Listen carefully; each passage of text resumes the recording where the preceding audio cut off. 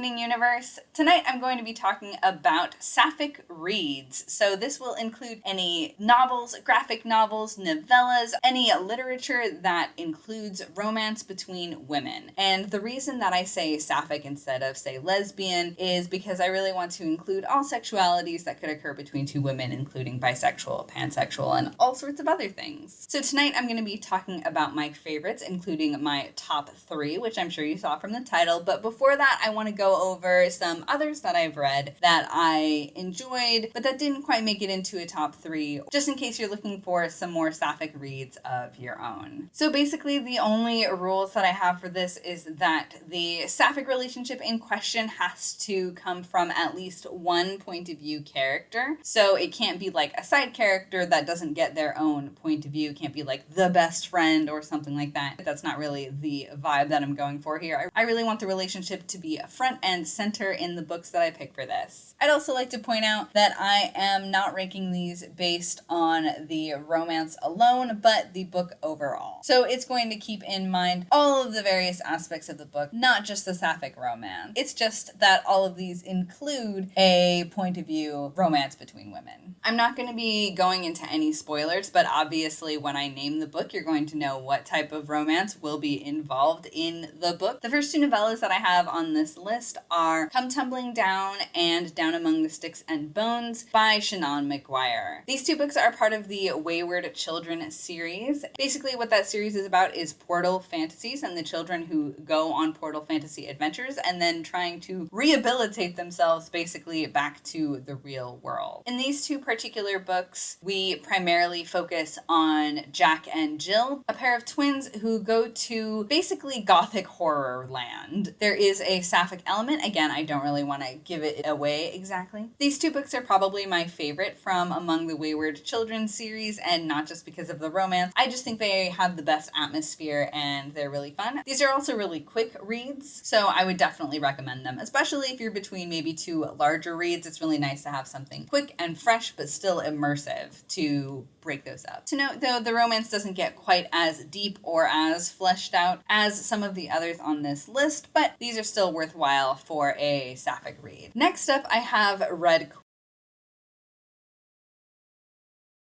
A quick point of clarification, the actual book Roadqueen does not include any point of view sapphic relationship, but later on in this series, one does develop. It is a larger book series, but I think it is worthwhile. While the romance itself isn't my favorite among the Roadqueen various romances between point of view characters, I do love the point of view character that we get that has the romance, and so for that I would say it's a worthwhile read. Plus it's just an enjoyable story, especially if you like fantasy and fantasy politics type stuff, especially in a YA. Next up, we have Girls of Paper and Fire. So I haven't actually finished the series for this yet, so I'm specifically going to be talking about just the first book, just Girls of Paper and Fire itself. This book has a lot of really heavy topics explored, and that's one of the reasons why I like it. As far as things go, I feel that the romance is fine. I hope that we get a little bit more depth, especially from the main character, the point of view characters, whose name I believe is Lay. It's been a while since I've read it, admittedly, but I really love the atmosphere in this book and the world building. I love the various types of people that are in it, because there's like some that are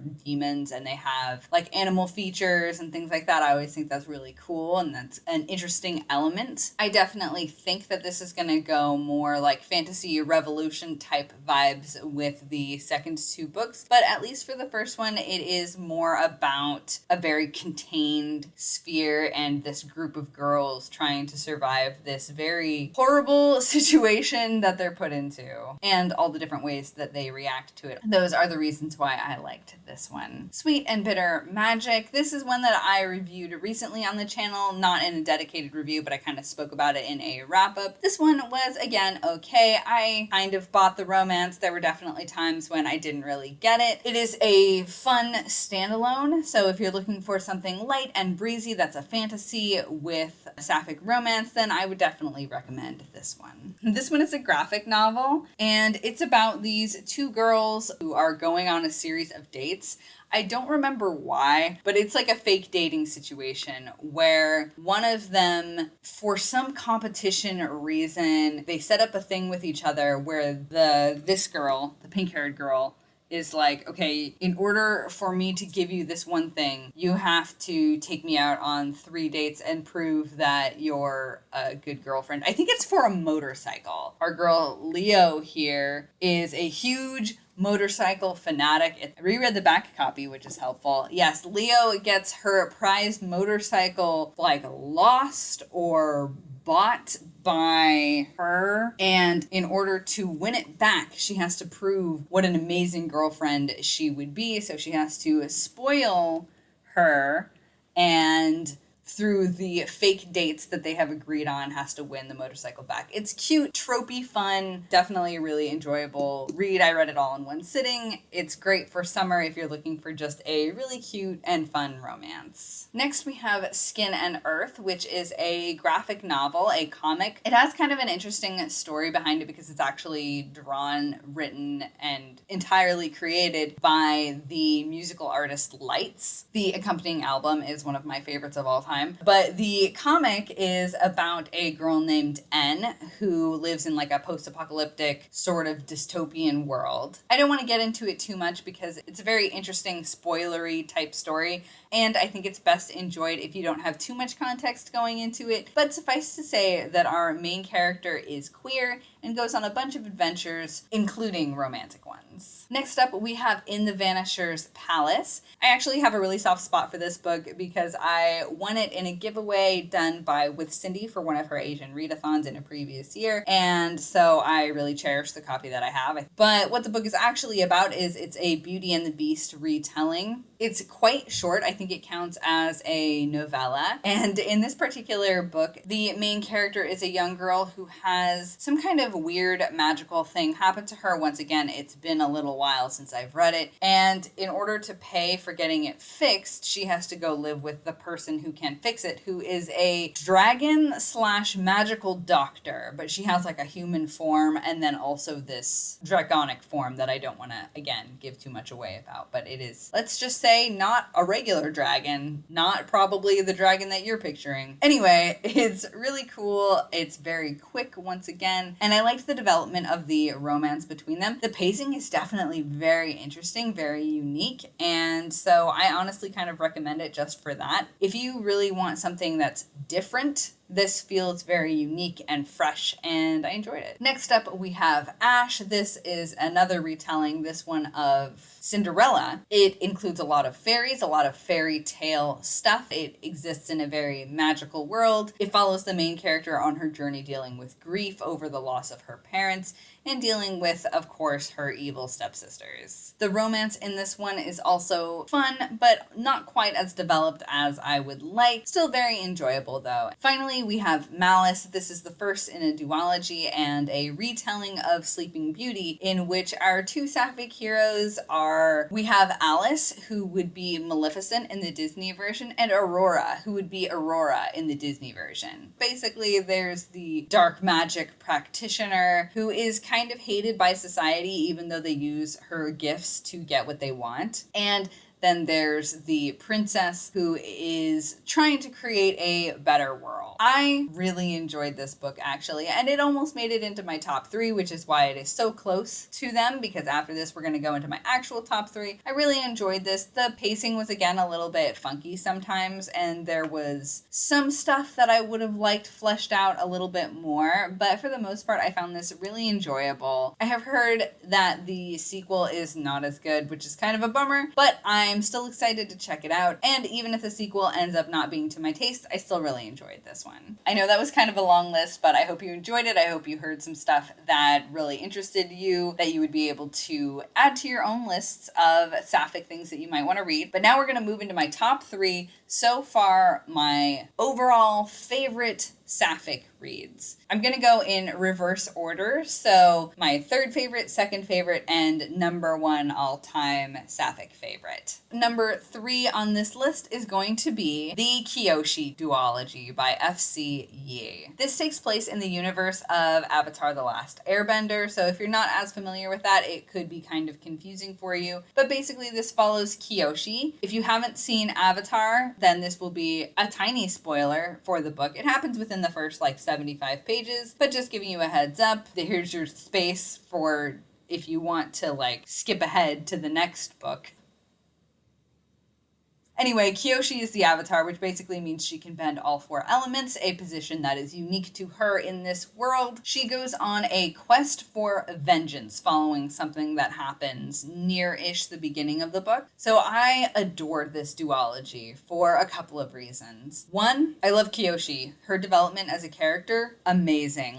All the emotions that she goes through, so good. The writing is really clean and clear, and the action is described in really crisp, clear ways. I can visualize it quite well, which is nice because in the cartoon series on which this is based, one of the most beautiful aspects of it is the motion and the movement of their bending. So being able to visualize that as I read was awesome. I also loved the lore in this because I was a fan of the original series. Seeing a ton of more world building lore and seeing the history of this world was wonderful. But the most important thing about this, and the reason why it's on this list, is because of the interpersonal relationships, the friendships, the family, and of course, the romance. The romance in this was so cute and sweet, and it felt very realistic. It's not perfect by any means, and there are a lot of problems that they have to work through or tackle or, charge up against. And I really love that. I can see why these two fell for each other, and I was rooting for them the whole way. I also really loved all the politics. In book 1, we focus mostly on the Earth Kingdom, so getting to see how social circles work there, politics there, that was really great. And then in book 2, we move to the Fire Nation, and we get to see how the politics and social circles and how everything is expected to run in this place. We get to see how that works there. Both were really interesting, and they felt really distinct from each other, so that was awesome. It's also a series that is full of mystery that keeps you guessing and is overall really enjoyable. Number 2 of my top 3 Sapphic reads is going to be The Crier's War Duology by Nina Varela. So this is a YA fantasy, which Kyoshi was also, I didn't say that, but that was a YA fantasy. This is a YA fantasy, but this one has some sort of scientific elements in that one of the main girls of the two, follows 2 distinct points of view. We have Crier and we have Isla. Crier is basically a fantasy android, by which I mean she is made. In this world, there are 2 kinds with a capital K. There's the humans and why can't I remember what they're called? The humans and the Automa. Or Autome, not 100% sure. So Lady Crier is the princess of the Autome in her region, and Isla is a revolutionary against the reign of the Autome, because the Autome are basically like humans, but stronger and better in every way.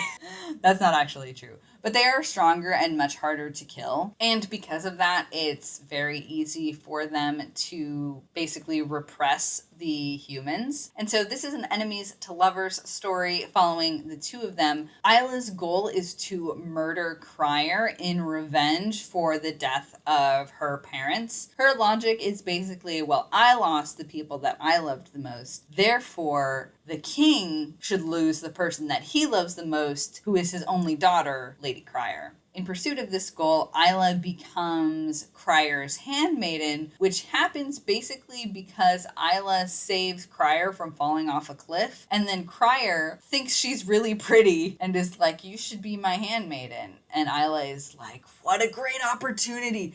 Meanwhile, Crier is like, wow, a cute girl who just saved my life. she should be my handmaiden so I can see her all the time. And I respect that. Honestly, though, I just really enjoyed Crier as a character. I liked Isla too, especially in book 2. I liked her a little bit less in book 1. She felt a little bit like a character that I had seen just one too many times, a little bit brash and obnoxious. But she really grew on me over time, and I absolutely loved Crier. I also really loved the atmosphere of these books, the world building. All of it was really interesting and engaging, and I just love the way that when I read these books, I really sink into them. This doesn't really have anything to do with the quality of the books, but look at how pretty these covers are. They're just so gorgeous, and that's important to me. So this is definitely a duology that I highly recommend. I know some people found it hard to get into with the beginning of, was it Crier's War? Yes, with the beginning of Crier's War, because it's a little bit info dumpy. It didn't bother me at all, but if it does bother you, just know that once you push through that, the rest of the book isn't really like that. Plus, it also has a lot of twists and turns and magical politic type stuff. Definitely a wonderful series and worth your time. My number 1 Sapphic read is probably not going to be a surprise because this has been critically acclaimed in many circles, but I'm going to go ahead and recommend it anyway, and that's going to be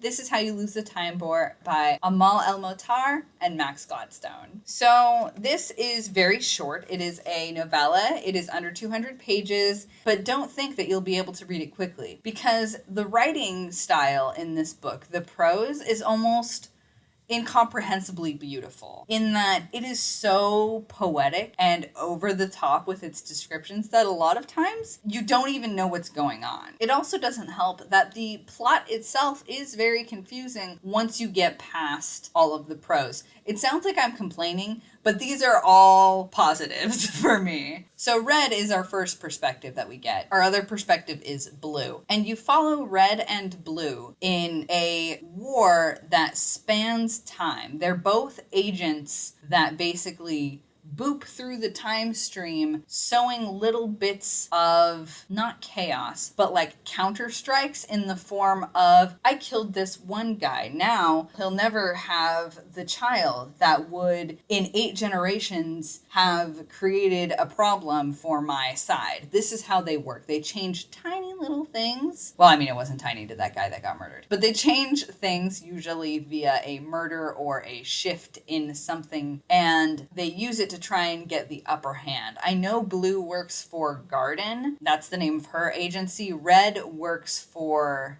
I feel like it's called like the agency or the organization, something like that. Something very rigid and more business-like than Garden. So you have these 2 agents, and they're basically each the best of their side. And they are engaging in this like distant war with each other. And so they travel through the time stream and find the work of their opponent. And then one of them receives a letter from the other one. You follow them and their letters to each other throughout the book in this enemies to lovers story that spans universes, maybe? So it is both huge in scale and very tiny in scale because it is both this universal war and this developing relationship. This is an amazing book, and I plan to read it again very soon. I haven't heard anybody complain about it. I think it is beautiful and wonderful. The writing style is stunning and so fresh in its descriptiveness. It's just a fantastic book overall, and my all-time